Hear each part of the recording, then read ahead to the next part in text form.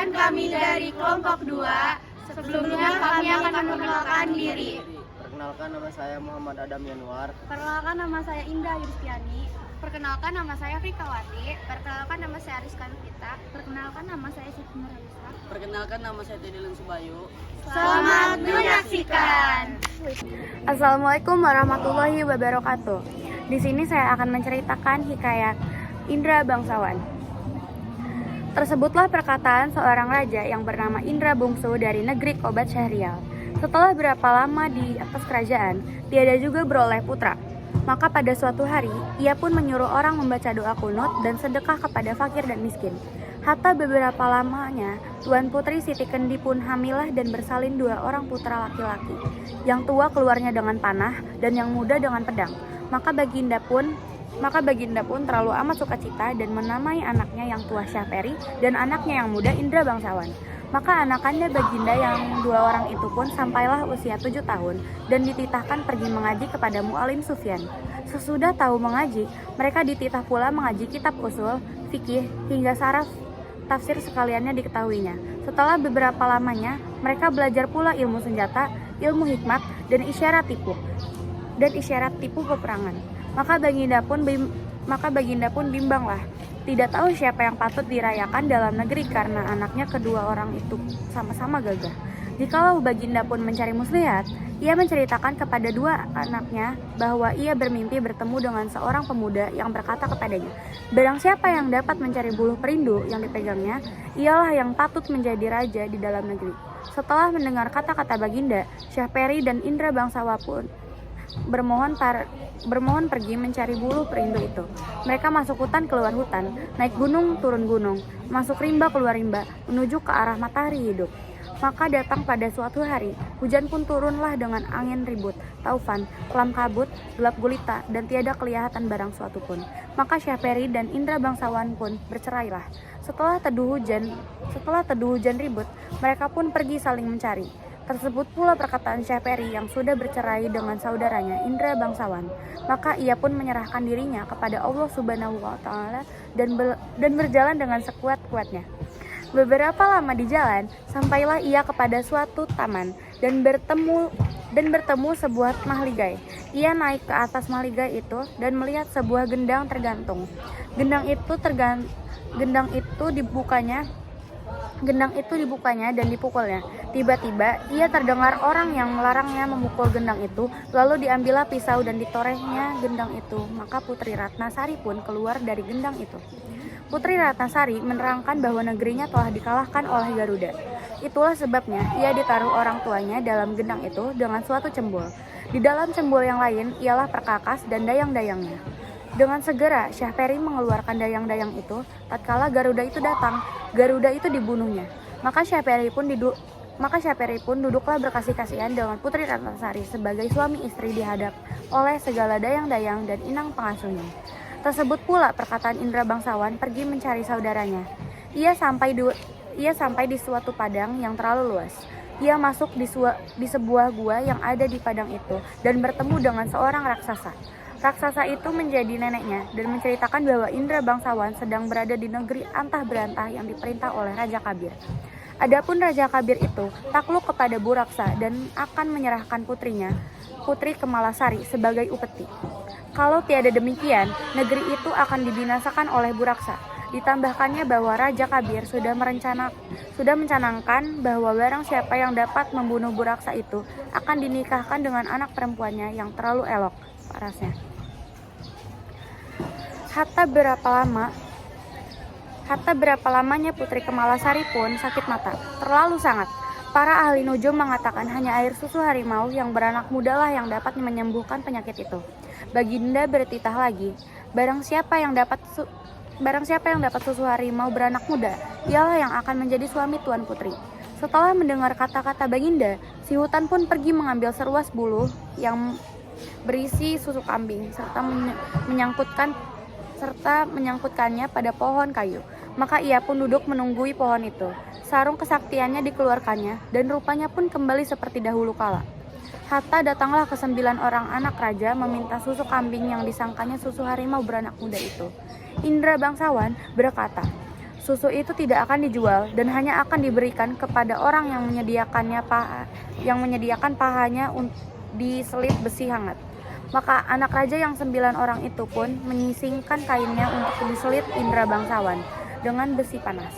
Dengan hati yang gembira, mereka mempersembahkan susu kepada raja, tetapi tabib berkata bahwa susu itu bukan susu harimau, melainkan susu kambing. Sementara itu, indra bangsawan sudah mendapat susu harimau dari raksasa atau neneknya dan menunjukkannya kepada raja. Tabib berkata, itulah susu harimau yang sebenarnya. Diperaskannya susu harimau ke mata Tuan Putri. Setelah genap 3 kali diperaskan oleh tabib, maka Tuan Putri pun sembuhlah. Adapun setelah Tuan Putri sembuh, Baginda tetap bersedih. Baginda harus menyerahkan Tuan Putri kepada Buraksa. Raksasa laki-laki apabila ingin seluruh rakyat selamat dari amarahnya. Baginda sudah kehilangan daya upaya. Hatta sampailah masa menyerahkan Tuan Putri kepada Buraksa.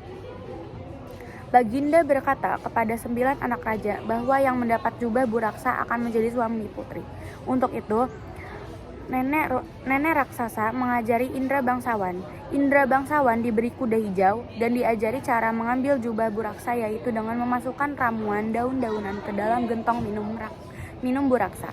Saat Buraksa datang hendak mengambil putri menyuguhkan makanan, buah-buahan, dan minuman pada Buraksa. Tergoda sajian yang lezat itu tanpa pikir panjang, Buraksa menghabiskan semuanya, lalu meneguk habis air minum dalam gentong. Tak lama kemudian Buraksa tertidur.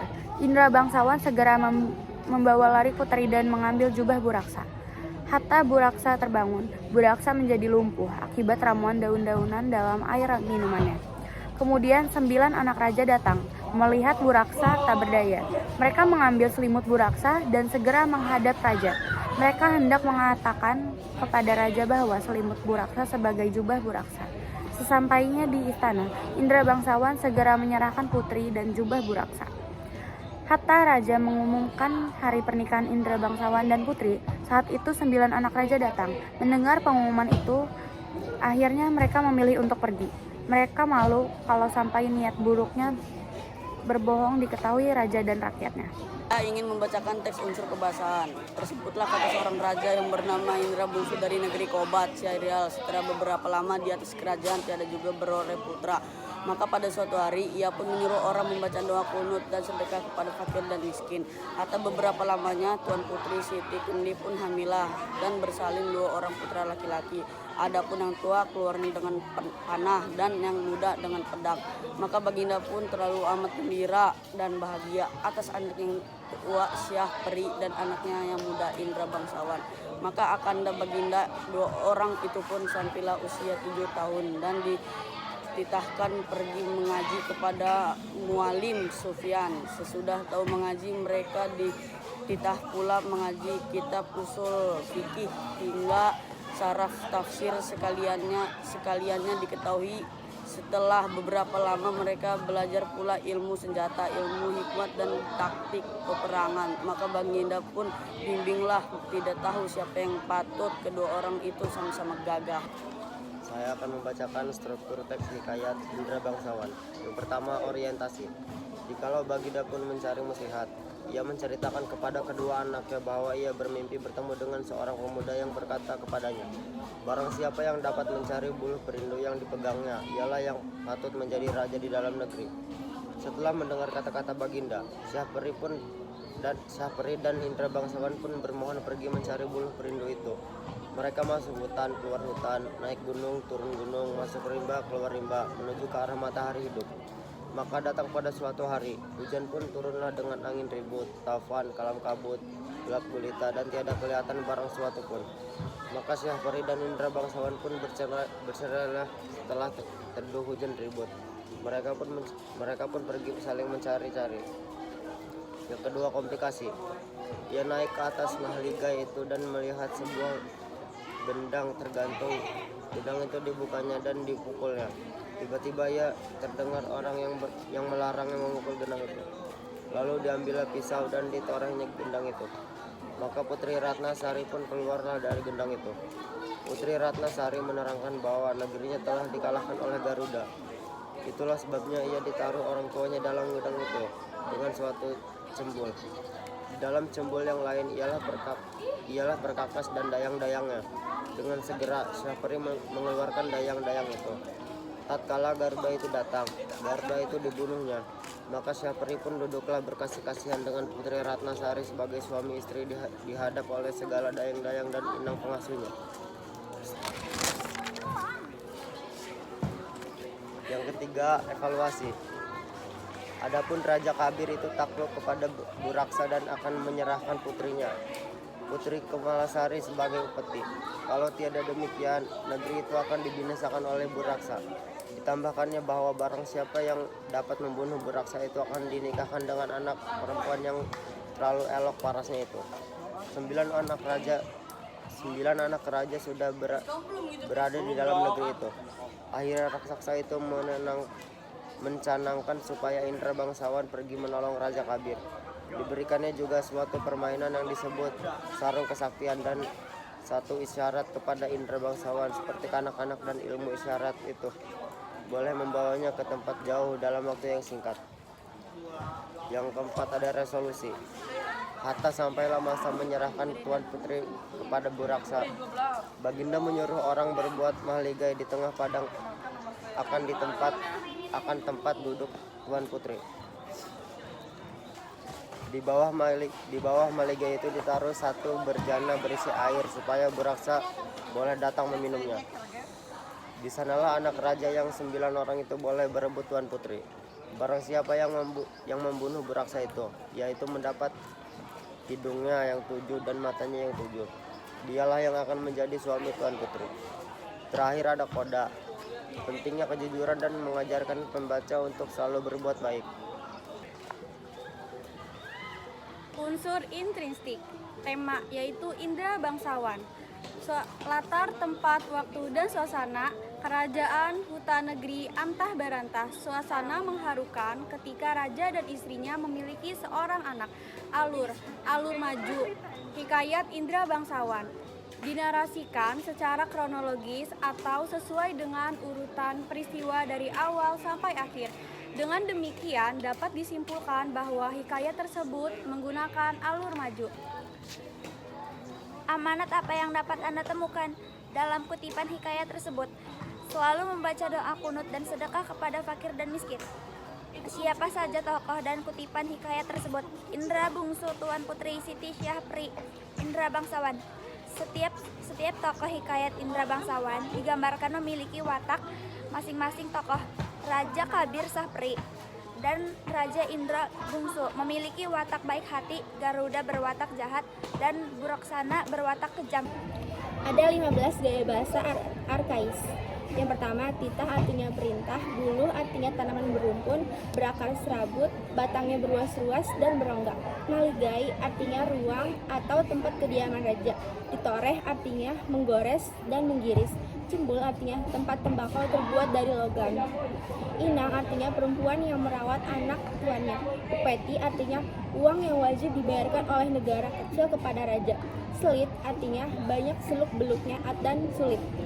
Bejana artinya benda berongga yang diisi dengan cairan atau serbuk dan digunakan sebagai wadah bak, tabung, bajan, dan jambak.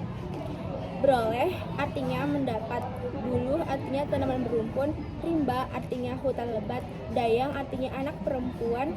Berhampiran artinya nyaris. Menyekat artinya menahan.